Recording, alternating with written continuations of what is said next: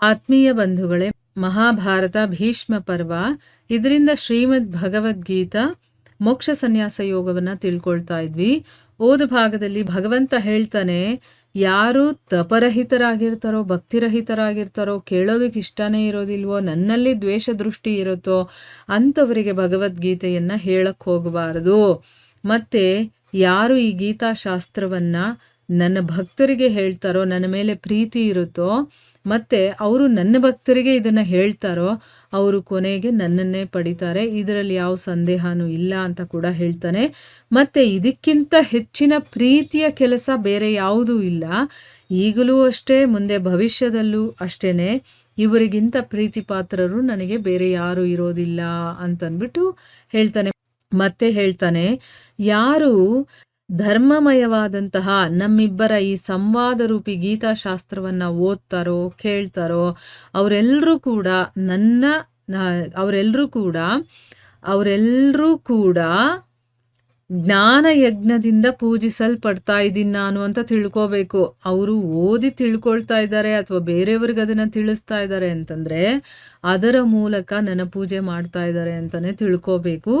ಯಾವ ಮನುಷ್ಯ ಶ್ರದ್ಧಾಯುಕ್ತನಾಗಿ ಮತ್ತೆ ದೋಷ ದೃಷ್ಟಿರಹಿತನಾಗಿ ಈ ಗೀತಾಶಾಸ್ತ್ರವನ್ನ ಶ್ರವಣ ಮಾಡ್ತಾನೋ, ಅವನು ಕೂಡ ಎಲ್ಲಾ ಪಾಪಗಳಿಂದ ಮುಕ್ತನಾಗಿ ಉತ್ತಮ ಧರ್ಮ ಮಾಡುವವರ ಶ್ರೇಷ್ಠ ಲೋಕಗಳನ್ನ ಪಡ್ಕೊಳ್ತಾನೆ.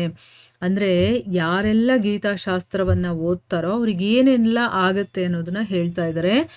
ಓದೋದಷ್ಟೇ ಅಲ್ಲ, ಕೇಳೋದು ಕೂಡ ತುಂಬಾ ಇಂಪಾರ್ಟೆಂಟು. ಶ್ರವಣವನ್ನ ಮಾಡಿದ್ರೆ ಪಾಪದಿಂದ ಮುಕ್ತನಾಗಿ ಅವನು ಉತ್ತಮವಾದಂತಹ ಧರ್ಮ ಆಚರಣೆಗಳನ್ನು ಮಾಡುವಂತಹ ಶ್ರೇಷ್ಠ ಲೋಕಗಳನ್ನ ಪಡಿತಾರೆ. ಪಾರ್ಥ, ನನ್ನ ಮೂಲಕ ಹೇಳಲ್ಪಟ್ಟಂತ ಈ ಉಪದೇಶವನ್ನ ನೀನು ಏಕಾಗ್ರ ಚಿತ್ತದಿಂದ ಶ್ರವಣ ಮಾಡಿದೀಯಾ ಅಂತ ಕೇಳ್ತಾ ಇದ್ದಾನೆ ಭಗವಂತ. ಯಾಕಂದ್ರೆ ನಾವು ಕೇಳ್ತೀವಿ ಭಗವದ್ಗೀತೆಯನ್ನ, ಆದ್ರೆ ನಮ್ಮಲ್ಲಿ ಏಕಾಗ್ರತೆ ಅನ್ನೋದು ಇರೋದಿಲ್ಲ, ಕಾನ್ಸಂಟ್ರೇಷನ್ ಇಟ್ಟು ಕೇಳೋದಿಲ್ಲ. ಇಲ್ಲಿ ಕೂತಿರ್ತೀವಿ, ನಮ್ಮ ಮನಸ್ಸು ಬುದ್ಧಿ ಎಲ್ಲೋ ಹೋಗಿರತ್ತಲ್ವಾ, ಆ ರೀತಿಯಲ್ಲ. ಅದಕ್ಕೆ ಇಲ್ಲಿ ಭಗವಂತ ಅರ್ಜುನನಿಗೆ ಇಂಡೈರೆಕ್ಟ್ ಆಗಿ ನಮಗ್ ಕೇಳ್ತಾ ಇರೋದು, ಏಕಾಗ್ರ ಚಿತ್ತದಿಂದ ನೀನು ಶ್ರವಣ ಮಾಡ್ತಾ ಇದೀಯಾ ಅಂತ ಕೇಳ್ತಾ ಇದ್ದಾನೆ. ಅರ್ಜುನನಿಗೆ ಕೇಳಿ ಇನ್ನೇನು ಹೇಳ್ತಾನೆ, ಧನಂಜಯ, ಅಜ್ಞಾನದಿಂದ ನಿನ್ನಲ್ಲಿ ಉತ್ಪತ್ತಿ ಆಗಿತ್ತಲ್ಲ, ಹುಟ್ಟಿತ್ತಲ್ಲ, ಆ ಮೋಹ ಅನ್ನೋದು ನಾಶ ಆಯ್ತಾ ಅಂತ ಕೇಳ್ತಾ ಇದ್ದಾನೆ. ಯಾಕಂದ್ರೆ ಅರ್ಜುನ ಸ್ಟಾರ್ಟಿಂಗಲ್ಲಿ ಹೇಳಿರ್ತಾನಲ್ಲ, ನನ್ನಲ್ಲಿ ಅಜ್ಞಾನ ಇರೋ ಕಾರಣದಿಂದ ನನಗೆ ಮೋಹ ಕವದಿದೆ, ಅದಕ್ಕೆ ನನಗೇನೂ ತಿಳುವಳಿಕೆನೇ ಇಲ್ಲ, ನನ್ನ ತಲೆನೇ ಓಡ್ತಾ ಇಲ್ಲ, ಬುದ್ಧಿ ಓಡ್ತಾ ಇಲ್ಲ ಅಂತ ಹೇಳ್ತಾನಲ್ಲ. ಅದಕ್ಕೆ ಈಗ ಕೇಳ್ತಾ ಇದ್ದಾನೆ, ಈಗ ನಾನು ಇಷ್ಟೊತ್ತು ಜ್ಞಾನವನ್ನ ನಿನಗೆ ತಿಳಿಸಿದ್ದೀನಲ್ವಾ, ನೀನದನ್ನ ಏಕಾಗ್ರತೆಯಿಂದ ಕೇಳಿಸ್ಕೊಂಡಿದೀಯಾ? ಸೊ ಆ ಏಕಾಗ್ರತೆಯಿಂದ ಏನಾದ್ರೂ ಕೇಳಿಸ್ಕೊಂಡಿದ್ರೆ ಅಜ್ಞಾನದಿಂದ ಹುಟ್ಟಿದಂತ ನಿನ್ನ ಮೋಹ ನಾಶ ಆಗಿರಬೇಕು, ಅದಕ್ಕೆ ಆಗಿದೆಯಾ ಅಂತ ಅಂದ್ಬಿಟ್ಟು ಇಲ್ಲಿ ಪ್ರಶ್ನೆ ಕೇಳ್ತಾ ಇದ್ದಾನೆ. ಇಲ್ಲಿ ನಮ್ಮಲ್ಲೂ ಮೋಹ ಇದೆ, ಆ ಮೋಹ ಹೋಗಬೇಕು ಅಂತಂದ್ರೆ ಭಗವದ್ಗೀತೆಯನ್ನ ಏಕಾಗ್ರದಿಂದ ಕೇಳಿಸ್ಕೋಬೇಕು. ಎಲ್ಲೋ ನಮ್ಮ ತಲೆ ಬುದ್ಧಿ ಅಥವಾ ಮನ್ಸನ್ನ ಇಟ್ಕೊಂಡು ಕೇಳಿದ್ರೆ ನಮಗೆ ನಿಜವಾಗ್ಲೂ ಮೋಹ ಈ ಜನ್ಮದಲ್ಲಿ ನಾಶ ಆಗೋದಿಲ್ಲ. ಅದಕ್ಕೆ ಅಂತ ಸ್ವಲ್ಪ ಸಮಯವನ್ನ ಇಟ್ಕೊಂಡು ನಾವು ಕೇಳಬೇಕಾಗತ್ತೆ. ಏನೋ ಕೆಲಸ ಮಾಡ್ಕೊಂಡು ನಾನು ಭಗವದ್ಗೀತೆಯನ್ನ ಕೇಳ್ತೀನಿ ಅಂತಂದ್ರೆ ನಾವು ಈ ಜನ್ಮದಲ್ಲಿ ಉದ್ಧಾರ ಆಗೋದಿಲ್ಲ, ಆಯ್ತಾ. ಅದಕ್ಕೆ ಅಂತ ಸಮಯ ಕೊಟ್ಟು ಒಂದು ಧ್ಯಾನದ ರೀತಿಯಲ್ಲಿ ಬರೀ ಆ ಶಬ್ದಗಳನ್ನು ನಮ್ಮ ಕಿವಿನಲ್ಲಿ ಕೇಳಿಸ್ಕೊಳ್ಳೋ ಪ್ರಯತ್ನ ಮಾಡಬೇಕು. ಆಗ ಮಾತ್ರ ನಮ್ಮಲ್ಲಿ ಇರುವಂಥ ಆ ಮೋಹ ಅನ್ನೋದು ದೂರ ಆಗತ್ತೆ. ಅದಕ್ಕೆ ಅರ್ಜುನ ಹೇಳ್ತಾನೆ, ಅಚ್ಯುತ, ನಿನ್ನ ಕೃಪೆಯಿಂದ ನನ್ನ ಮೋಹ ನಷ್ಟ ಆಯಿತು, ಮತ್ತೆ ನನಗೆ ಸ್ಮೃತಿ ಅನ್ನೋದು ಪ್ರಾಪ್ತವಾಯಿತು. ನೋಡಿ, ಇಲ್ಲಿ ಮೋಹ ನಾಶ ಆಗಿದ ತಕ್ಷಣ ಅವನಿಗೆ ನೆನಪು ಬಂತು, ನನಗೆ ಏನೆಲ್ಲ ಅರ್ಥ ಆಗಿರ್ಲಿಲ್ವೋ ಅದೆಲ್ಲ ಈಗ ಅರ್ಥ ಆಗಿದೆ, ಈಗ ನಾನು ಸಂಶಯರಹಿತನಾಗಿ ಸ್ಥಿತನಾಗಿದ್ದೀನಿ, ಅದಕ್ಕೋಸ್ಕರನೇ ಆಜ್ಞೆಯ ಪಾಲನೆಯನ್ನ ಮಾಡ್ತೀನಿ ಅಂತಂದ್ಬಿಟ್ಟು ಇಲ್ಲಿ ಹೇಳ್ತಾ ಇದ್ದಾನೆ.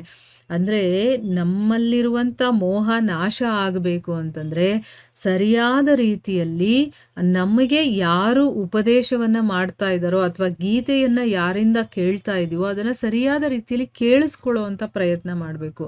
ನಮಗೇನು ಅಂದ್ರೆ ನಮ್ಮ ತಲೆಯಲ್ಲಿ ಎಲ್ಲ ಗೊತ್ತಿದೆ ನನಗೆ ಅನ್ನುವಂಥ ಒಂದು ಭಾವನೆಯನ್ನ ಇಟ್ಕೊಂಡು ಕೇಳ್ತೀವಿ, ಆವಾಗ ನಮಗೆ ನಿಜವಾಗ್ಲೂ ಏನೂ ಅರ್ಥ ಆಗೋದಿಲ್ಲ. ನನಗೇನೂ ಗೊತ್ತಿಲ್ಲ, ಈಗೇನು ಕೇಳ್ತಾ ಇದ್ದೀನೋ ಅದನ್ನು ಸರಿಯಾದ ರೀತಿಯಲ್ಲಿ ನಾನು ಕೇಳಿಸ್ಕೋಬೇಕು ಅಂತ ನಾವು ಕೇಳಿಸ್ಕೋಬೇಕು. ಈ ಕೇಳುವುದು ಅನ್ನೋದಿದೆಯಲ್ಲ, ಇದು ಒಂದು ಕಲೆ. ಇದು ನಿಜವಾಗ್ಲೂ ನಮಗೆ ಸರಿಯಾದ ರೀತಿಲಿ ಕೇಳೋದು ಬರಬೇಕು. ನಮಗೆ ಕೇಳಿಸ್ಕೊಳ್ಳೋದೇ ಗೊತ್ತಿಲ್ಲ. ಅದಕ್ಕೆ ನಾವು ಎಷ್ಟೇ ಧರ್ಮಗ್ರಂಥಗಳು, ಎಷ್ಟೇ ಪ್ರವಚನಗಳಲ್ಲಿ ಏನೆಲ್ಲ ಕೇಳಿದ್ರೂ ಕೂಡ ನಮಗೇನೂ ಅರ್ಥ ಆಗೋದಿಲ್ಲ ಮತ್ತು ನಮ್ಮ ಜೀವನದಲ್ಲಿ ಏನೂ ಚೇಂಜಸ್ಸು ಆಗೋದಿಲ್ಲ. 10 ವರ್ಷದ ಹಿಂದೆ ನಾನು ಆಧ್ಯಾತ್ಮಿಕ ಒಂದು ಜೀವನದಲ್ಲಿ ಹೇಗಿದ್ನೋ 10 ವರ್ಷ ಕಳೆದ ಮೇಲೂ ಕೂಡ ಅದೇ ಸ್ಥಿತಿಯಲ್ಲಿದ್ದೀನಿ ಅಂದರೆ ಅರ್ಥ ಏನು? ನಾನು ಅದಕ್ಕೆ ಸರಿಯಾಗಿ ಇಂಪಾರ್ಟೆನ್ಸ್ ಕೊಡ್ತಾ ಇಲ್ಲ. ನಾನು ಸರಿಯಾದ ರೀತಿಯಲ್ಲಿ ಕೇಳ್ತಾ ಇಲ್ಲ. ಸತ್ಸಂಗವನ್ನು ಕೇಳ್ತಾ ಇದ್ದೀನಿ ಅಂದರೆ ಗ್ರ್ಯಾಜುವಲ್ ಆಗಿ ನಾವು ಉನ್ನತಕ್ಕೆ ಏರಬೇಕು. ಅಂದರೆ ಏನು? ನಾನು ಯಾವ ಸ್ಟೇಜಲ್ಲಿದ್ದೀನೋ ಅಲ್ಲಿಂದ ಮುಂದೆ ಮುಂದೆ ಹೋಗ್ತಾ ಇರಬೇಕು. ನಾನು ಎಲ್ಲಿದ್ದೀನೋ ಅಲ್ಲೇ ಇದ್ದರೆ ಏನೂ ಪ್ರಯೋಜನ ಇಲ್ಲ ಅಲ್ವಾ? ಅದಕ್ಕೆ ಇಲ್ಲಿ ಹೇಳ್ತಾ ಇರೋದು, ಕೃಷ್ಣ ಅರ್ಜುನನಿಗೆ ಕೇಳ್ತಾನೆ, ನೀನು ಗಮನ ಇಟ್ಟು ಕೇಳ್ತಾ ಇದೀಯಾ? ನಿನ್ನ ಮೋಹ ಈಗ ನಷ್ಟ ಆಯ್ತಾ ಅಂತ ಕೇಳ್ತಾ ಇದ್ದಾನೆ. ಅದಕ್ಕೆ ಅರ್ಜುನ ಏನು ಉತ್ತರ ಕೊಡ್ತಾ ಇದ್ದಾನೆ? ಹೌದು ಕೃಷ್ಣ, ನನ್ನ ಮೋಹ ಎಲ್ಲ ನಾಶ ಆಯಿತು. ನನಗೆ ಸ್ಮೃತಿ ಅಂದರೆ ನೆನಪು ಬಂತು. ನನಗಿವಾಗ ಎಲ್ಲ ಕ್ಲಿಯರ್ ಆಗಿ ಕಾಣಿಸ್ತಾ ಇದೆ. ಈಗ ನಾವು ಏನಾದರೂ ಒಂದು ವಿಷಯದಲ್ಲಿ ಡೌಟ್ ಇದ್ದಾಗ ಅಲ್ಲಿ ನಮಗೆ ಗೊಂದಲ ಇರುತ್ತೆ. ಯಾವಾಗ ಡೌಟ್ ಕ್ಲಿಯರ್ ಮಾಡ್ಕೊಳ್ತೀವೋ ಅದೇನಿದೆಯೋ ಅದೇ ಕ್ಲೀನಾಗಿ ನಮಗೆ ಕ್ಲಿಯರ್ ಆಗಿ ಕಾಣಿಸುತ್ತೆ ತಾನೆ. ಅದೇ ರೀತಿ ಯಾವಾಗ ನಮ್ಮಲ್ಲಿರುವಂಥ ಅಜ್ಞಾನ ದೂರ ಆಗಿ ನಮ್ಮಲ್ಲಿರುವಂಥ ಮೋಹ ನಾಶ ಆಗುತ್ತೋ ಆಗ ನಮಗೆ ಏನಿದೆಯೋ ಅದು ಕ್ಲಿಯರ್ ಆಗಿ ಕಾಣಿಸೋದಕ್ಕೆ ಶುರುವಾಗುತ್ತೆ. ಅದಕ್ಕೆ ಇಲ್ಲಿ ನನಗೆ ಸ್ಮೃತಿಯು ಪ್ರಾಪ್ತವಾಯಿತು ಅಂತ ಹೇಳ್ತಾ ಇದ್ದಾನೆ. ಮತ್ತು ಸಂಶಯ ಕೂಡ ಈಗ ನನ್ನಲ್ಲಿ ಒಂದು ಸ್ವಲ್ಪನೂ ಇಲ್ಲ. ಅದಕ್ಕೋಸ್ಕರ ಈಗ ನೀನು ಏನು ಆಜ್ಞೆ ಕೊಡ್ತೀಯೋ ಅದನ್ನು ಮಾಡೋದಕ್ಕೆ ನಾನು ತಯಾರಾಗಿದ್ದೀನಿ.